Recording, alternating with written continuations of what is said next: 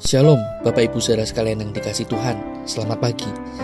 Bersyukur untuk segala kebaikan Tuhan di dalam kehidupan kita, sebab Dialah yang selalu ada bersama dengan kita, menopang hidup kita hari lepas hari.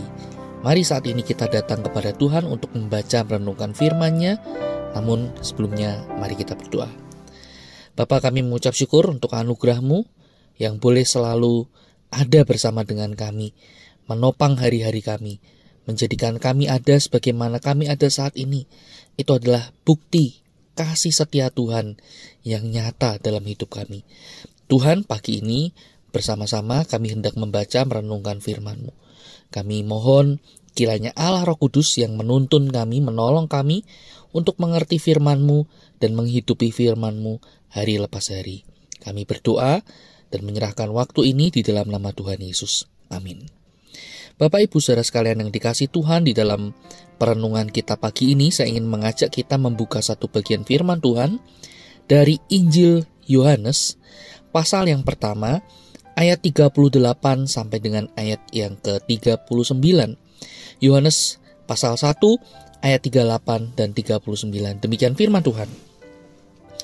Tetapi Yesus menoleh ke belakang, ia melihat bahwa mereka mengikut Dia, lalu berkata kepada mereka, "Apakah yang kamu cari?" Kata mereka kepadanya, "Rabi, di manakah engkau tinggal?" Ia berkata kepada mereka, "Marilah dan kamu akan melihatnya." Mereka pun datang dan melihat di mana Ia tinggal. Dan hari itu mereka tinggal bersama-sama dengan Dia. Waktu itu kira-kira pukul 4. Sampai di sini kita membaca firman Tuhan. Saudara sekalian kasih Tuhan, tidak ada janji yang penting bagi orang Yahudi selain janji akan hadirnya sosok Mesias. Mesias yang dikatakan ialah yang akan membawa kelepasan bagi bangsa Israel, bangsa Yahudi, dan akan menuntun mereka kepada terang Allah yang ajaib itu. Oleh karena itu tidak heran bangsa Yahudi, orang-orang Yahudi menantikan kedatangan Mesias dengan begitu sangat. Mereka sangat berharap Mesias akan segera hadir. Dan di dalam bagian ini kita melihat bagaimana seorang yang bernama Andreas, yang kelak akan menjadi murid Yesus atau rasul dari Tuhan Yesus, ia pun juga mempunyai kerinduan yang sama. Ia ingin berjumpa dengan sosok Mesias itu. Ia ingin melihat Mesias itu dari dekat, bahkan ia ingin mengikuti sang Mesias itu. Dan di sisi yang lain, saudara, Tuhan Yesus mengajak Andreas untuk datang dan tinggal bersama dengan dirinya. Saudara, dengan demikian Andreas bisa melihat bagaimana karya dan teladan dari sang Mesias itu. Nah saudara, hal ini menunjukkan kepada kita bahwa kekristenan itu bukanlah suatu rangkaian pengajaran doktrin yang untuk kita bisa pahami, kita bisa jelas betul apa maksudnya.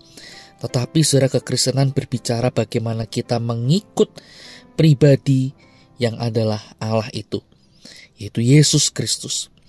Saudara, Andreas, sementara ia berjalan bersama Yesus, ia melihat Yesus menyembuhkan orang sakit, mengajar tentang firman Tuhan, mendemonstrasikan kuasa Tuhan. Jadi di sini kita bisa melihat bagaimana Andreas tidak hanya belajar tentang Tuhan, melainkan lebih jauh lagi, ia mengalami Tuhan dan ia bersama atau tinggal dengan Tuhan itu sendiri. Nah, saudara, inilah yang menjadi pokok inti dari kekristenan.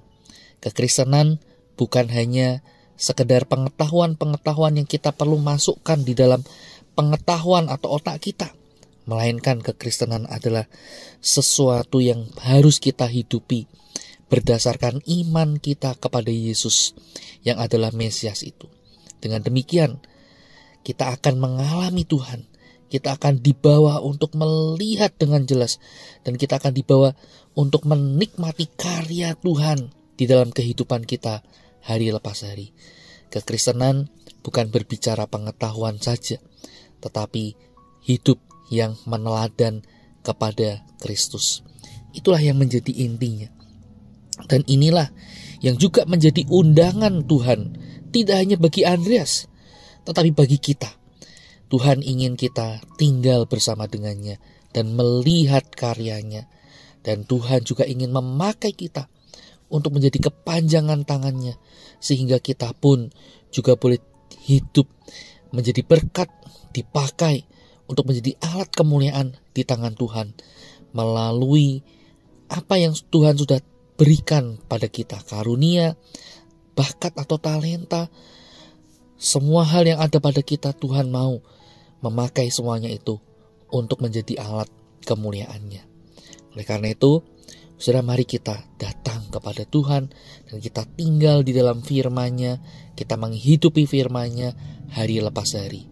Kita akan menikmati Dia, kita akan menikmati karyanya, dan itu menjadi sebuah hal yang indah di dalam hidup kita.